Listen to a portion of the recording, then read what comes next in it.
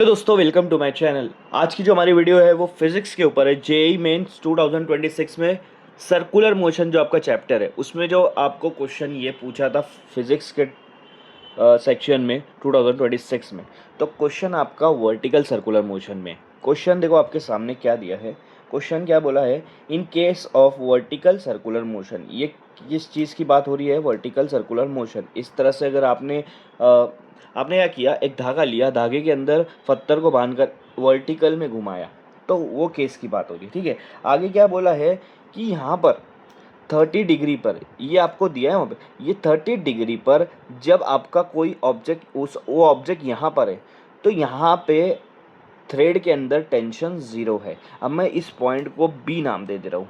ठीक है, बी, तो T B is equal to zero हो जाएगा। बी पर जो टेंशन आएगा, थ्रेड में जो तनाव आएगा, टेंशन, वो ज़ीरो है, ऐसा बताया उन्होंने। ठीक है, कब? जब वो आपका हॉरिजॉन्टल से 30 डिग्री है। अब क्वेश्चन ये पूछा है कि ए पर वेलोसिटी कितनी होंगी, तो वी ए आपको निकालना है।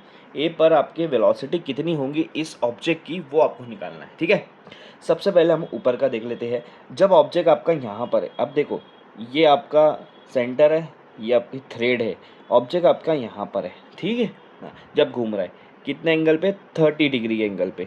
ओके, 30 डिग्री एंगल पे आपका ऑब्जेक्ट है। थोड़ा सा बड़ा बना लेता हूँ ताकि आपको समझने में आसानी रहे।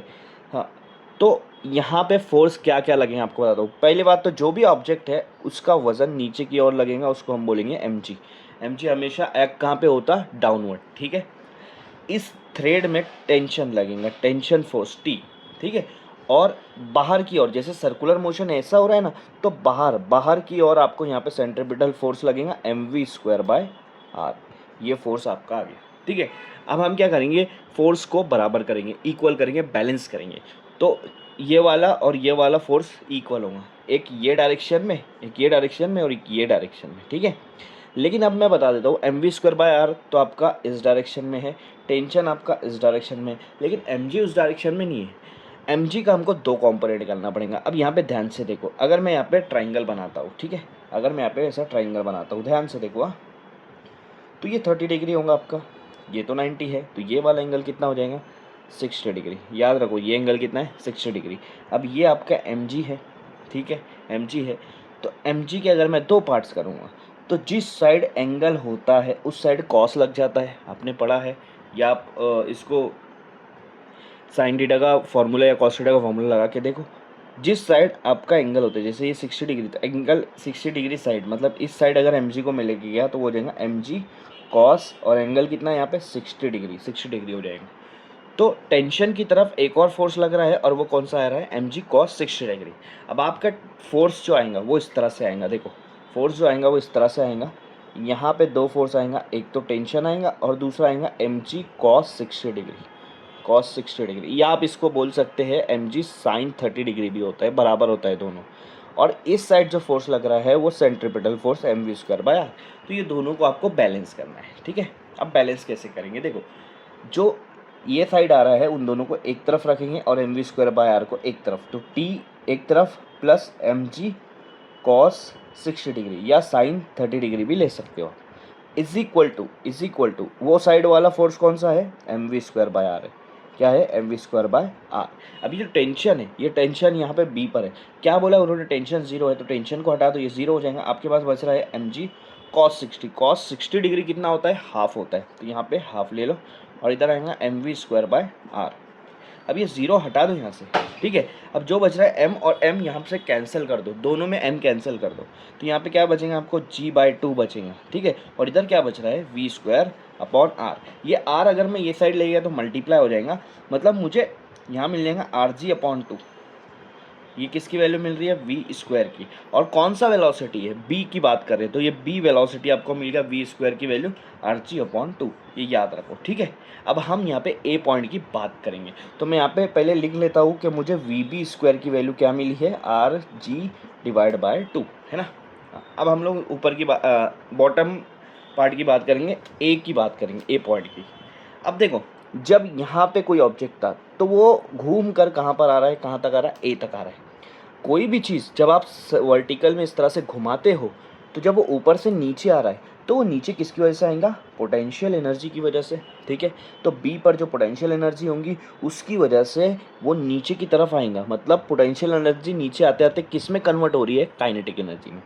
तो काइनेटिक एनर्जी का चेन लिखना पड़ेगा आपको, लिखना पड़ेगा potential energy is equal to change in kinetic energy. क्या लिखना पड़ेगा, चेंज इन काइनेटिक एनर्जी। अब पोटेंशियल एनर्जी आपका क्या रहेगा यहाँ पे, M G H, okay, M G H. Change in kinetic energy क्या होंगी, यहाँ से यहाँ काइनेटिक एनर्जी क्या चेंज होगी, यहाँ पे कम होंगी काइनेटिक एनर्जी और धीरे धीरे बढ़ते बढ़ते बढ़ते बढ़ते यहाँ पे सबसे ज़्यादा काइनेटिक एनर्जी आएंगी। इतने इतने पार्ट में बात कर रहा हूँ मैं, ठीक है। तो ए पे ज़्यादा रहेंगी तो इसलिए मैं लिखूँगा काइनेटिक एनर्जी का फॉर्मूला होता है हाफ एम वी स्क्वायर, तो मैं लिखूँगा half M V A square, क्योंकि यहाँ ज़्यादा रहेंगी उसमें से माइनस करूँगा half M V B square, half M V B square. Simple सा समझ लो कि ऊपर 20 थी काइनेटिक एनर्जी, यहाँ पे 80 हो गई, तो 80 में से 20 माइनस करेंगे तो इनके बीच का मिल जाएगा ना कि बी से लेके ए तक कितनी बड़ी, 60 बड़ी है ना। तो ऐसे माइनस करना पड़ता है, एग्जाम्पल दिया मैंने ना। अब यहाँ पे एच की वैल्यू आपको निकालना है, तभी आपको आंसर निकलेगा, ठीक है। पहले मैं क्या करूँगा, एम जी एच वैसा का वैसा लिख लूँगा, है ना। यहाँ पे कॉमन क्या है, हाफ कॉमन है, एम कॉमन है, अंदर क्या बचेगा, V A square minus V B square, और हमको वी ए निकालना है। अब आप इस पे ध्यान दो, ये जो आपका यहाँ पे ट्राइंगल बनेगा इस पे ध्यान दो, ठीक है। ये आपका ट्राइंगल है, यहाँ 30 डिग्री है, यहाँ पे 90 डिग्री है, ठीक है। ये आपका रेडियस आर है। अब आपको ये हाइट निकालना है, इतनी हाइट आपको निकालना है। ये जो हाइट आएंगी यहाँ से लेके यहाँ तक, वो यहाँ से यहाँ तक कितनी हाइट आ रही है वो आपको निकालना है, ठीक है। ताकि आपको बी से लेके ए की आपको वर्टिकल हाइट पता होना चाहिए। तो बी से लेके ए की हाइट कितनी है वो निकालना है। अगर मैं यहाँ पे ट्रिग्नोमेट्री यूज़ करूँगा तो देखो 30 डिग्री के सामने वाली साइड एच आ रही है आपकी, है ना। तो सामने वाली साइड अपोजिट होती है, तो मुझे यहाँ यूज़ करना पड़ेगा साइन 30 डिग्री। क्या यूज़ करना पड़ेगा, साइन 30 डिग्री। साइन 30 डिग्री क्या आएगा, opposite upon hypotenuse, okay. Opposite क्या है, 30 के सामने वाली अपोजिट एच है और हाइपोटेनियस आर है, क्योंकि 90 के सामने हाइपोटेनियस होता है, ठीक है। और साइन 30 की वैल्यू क्या होंगी, साइन 30 की वैल्यू क्या होंगी, हाफ हो जाएंगी। अगर ये आर इधर आ गया तो एच की वैल्यू क्या मिल गई, आर बाय 2। एच की वैल्यू क्या मिल गई, आर बाय 2। मतलब ये जो एच की वैल्यू क्या है, आर बाय 2, ये याद रखो। हाँ, अब चीज़ समझ लो, यहाँ से यहाँ का ये जो डिस्टेंस है, ए से लेके सेंटर तक के आर डिस्टेंस है, और यहाँ से लेके यहाँ का जो डिस्टेंस है वो क्या आया, अभी हमने निकाले आर बाय 2, ठीक है। तो ये टोटल डिस्टेंस कितना आएगा उसको मैं एच से डिनोट करूँगा, कैपिटल एच रख दो चलो आपको समझने के लिए, कैपिटल एच, ठीक है। तो कैपिटल एच क्या आएगा, आर प्लस आर बाय 2, ये आर और उसमें आर बाय 2 मिलाएंगे तो ये पूरी टोटल हाइट मिल जाएंगे आपको। और इसको क्रॉस मल्टीप्लाई करेंगे तो 2r प्लस आर कितना हो जाएगा, 3r बाय 2 हो जाएगा। तो मतलब टोटल हाइट कितनी आई, 3r बाय 2। आपको ये 3r बाय 2 यहाँ पुट कर देना हाइट की जगह पे, क्या पुट करोगे आप, 3r बाय 2, ओके, यहाँ पे पुट कर देना।